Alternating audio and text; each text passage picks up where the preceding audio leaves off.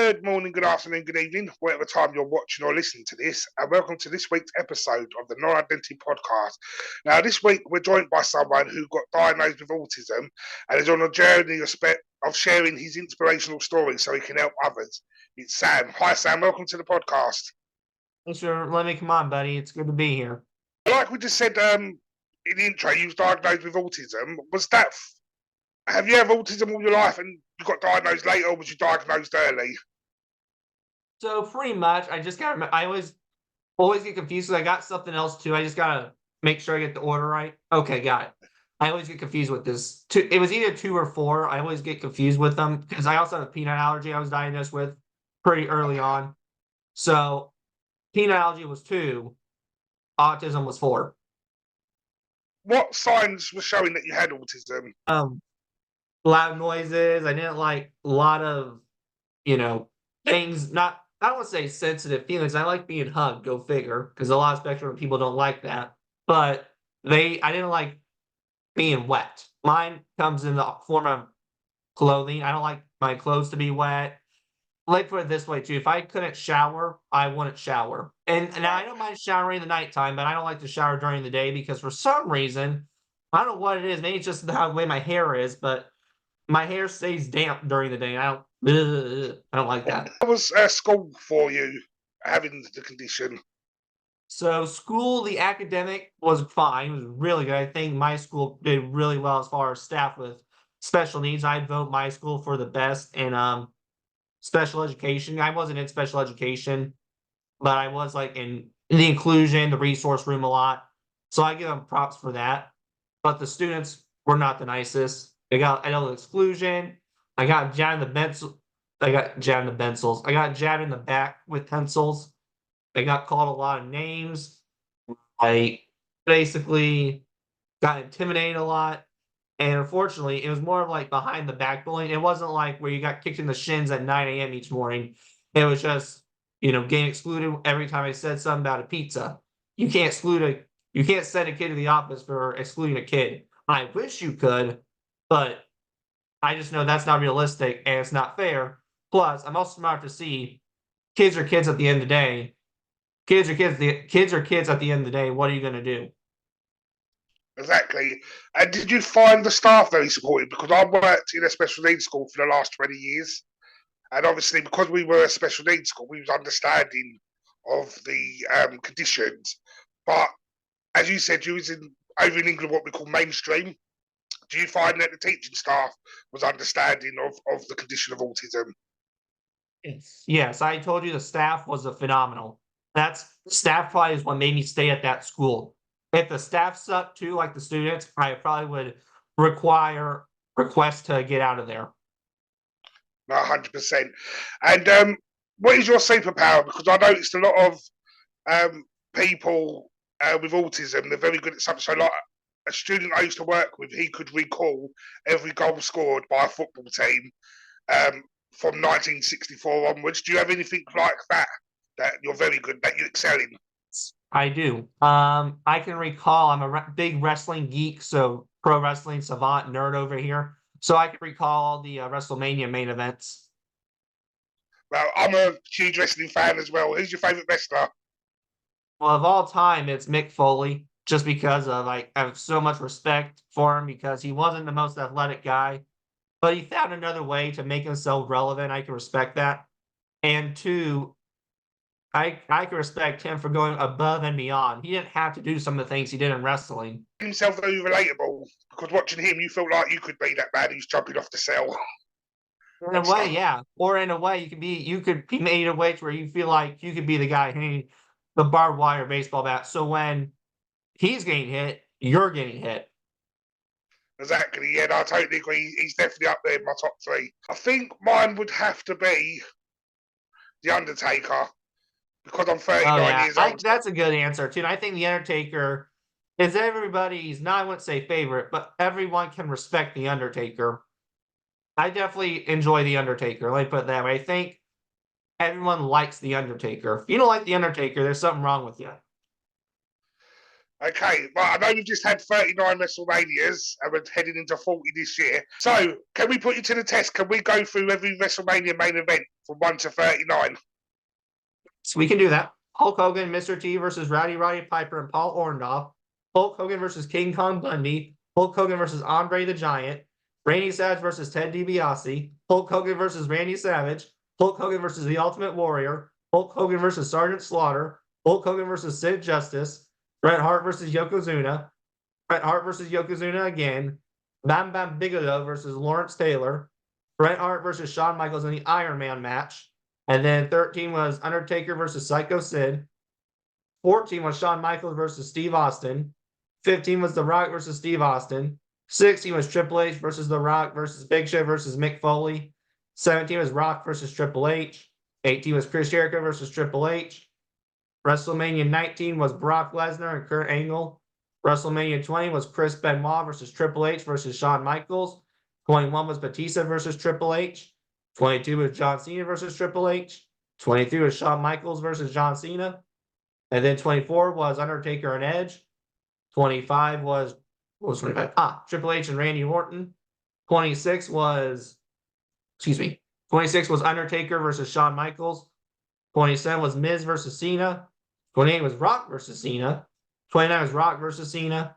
WrestleMania 30 was Randy Orton versus Daniel Bryan versus Batista.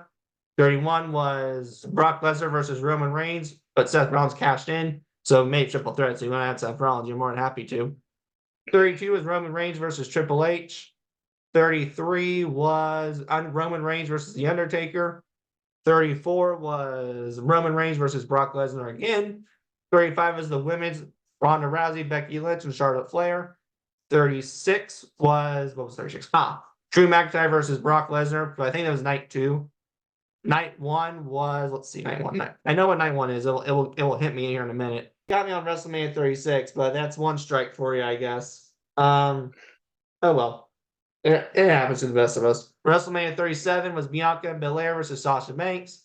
And then for 37, we also have Roman Reigns and Edge versus Daniel Bryan. In WrestleMania 38, we have Roman Reigns and Brock Lesnar yet again. And then 39, we have Roman Reigns versus Cody Rhodes for night 2. Night 1 was Kevin and Sami Zayn versus the Usos. So missing one, not bad. Well done. Wow. I didn't even remember that Bam Bam Bigelow headlined WrestleMania. So, since leaving school, how have you found living with autism, like in what we call the adult world?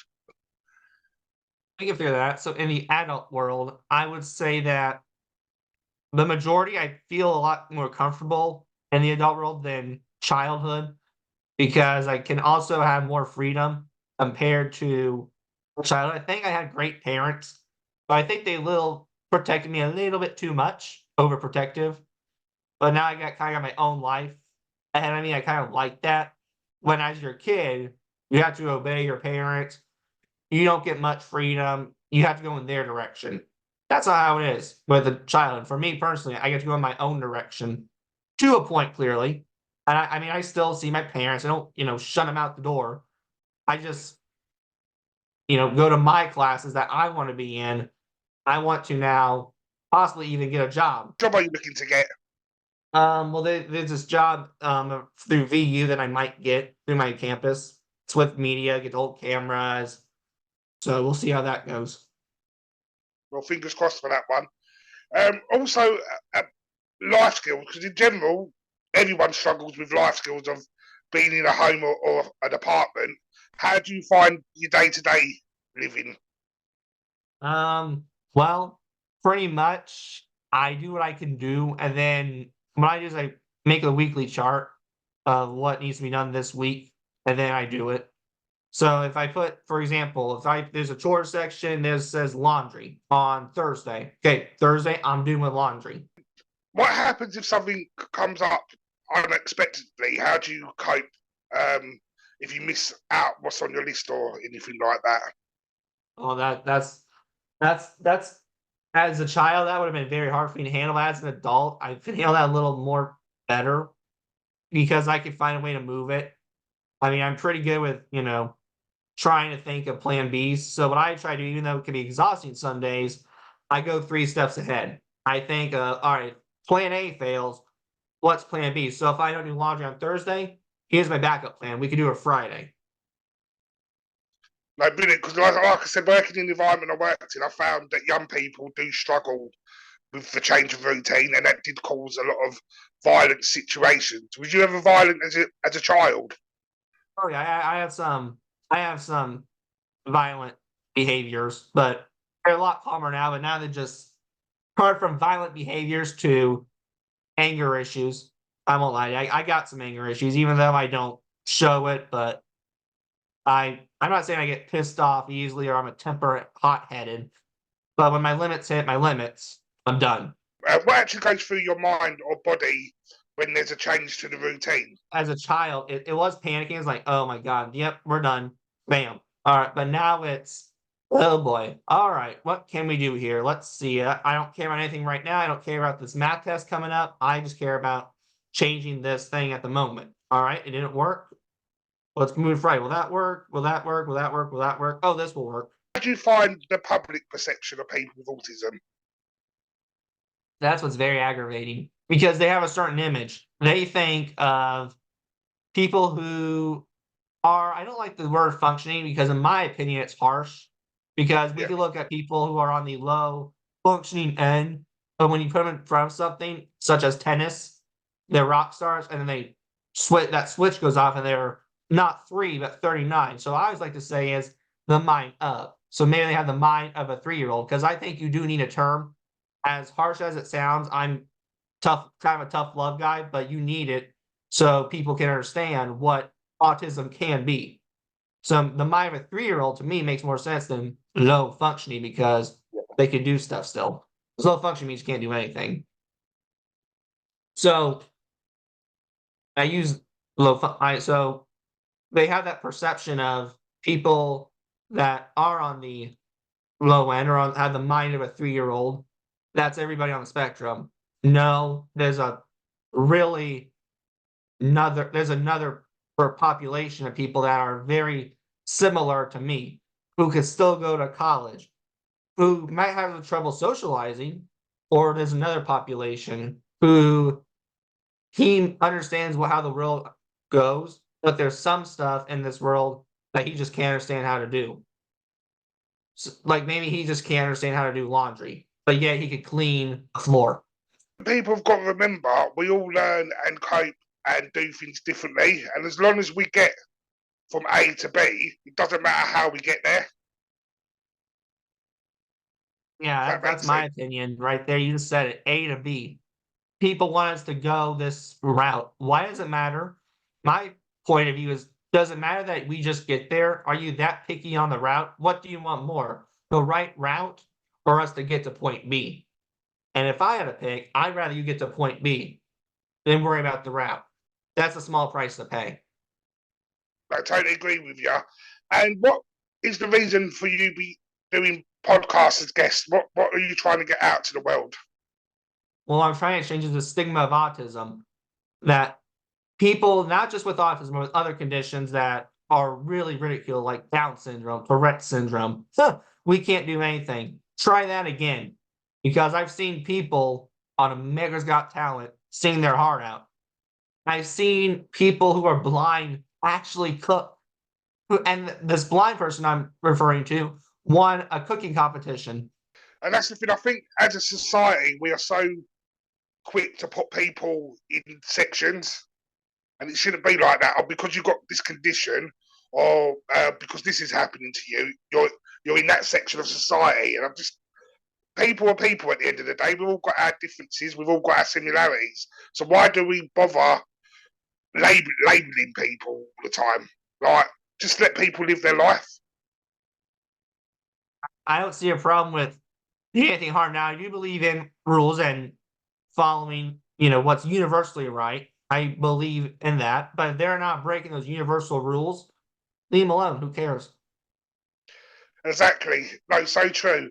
And like you said, you want to get a job in the future. What else are you trying to do to break the stigma around autism?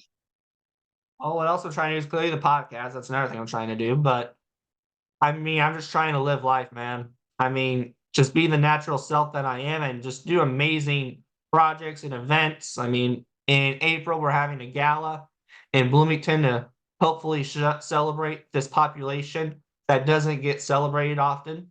That's always the goal with this gala.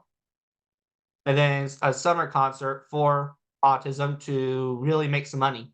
You've been a fantastic guest, and we're coming to the end of our conversation. But I have one last question, and this question I ask every guest. If you had 30 seconds with your 13-year-old self, what would you say? 30 seconds with 13. All right. What I would say is that you're going to make it because at 13, I wouldn't have thought I made it. I didn't know if I even come to college. And you're going to be fine. You're going to have a group or you're going to have a community behind your back. Who would have told me that at 13, I would have laughed. But clearly I did. I knew I got the community after pretty much my mother made a post about me turning 21. We were heading back from a work trip.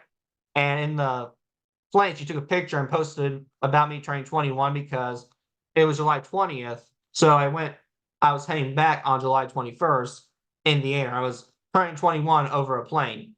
There was no Dirk's Bentley party though. I wish that could have been the case, but anyway, the point is after she posted on Facebook, 200 people either put the thumbs up, like did a like on Facebook, or a heart.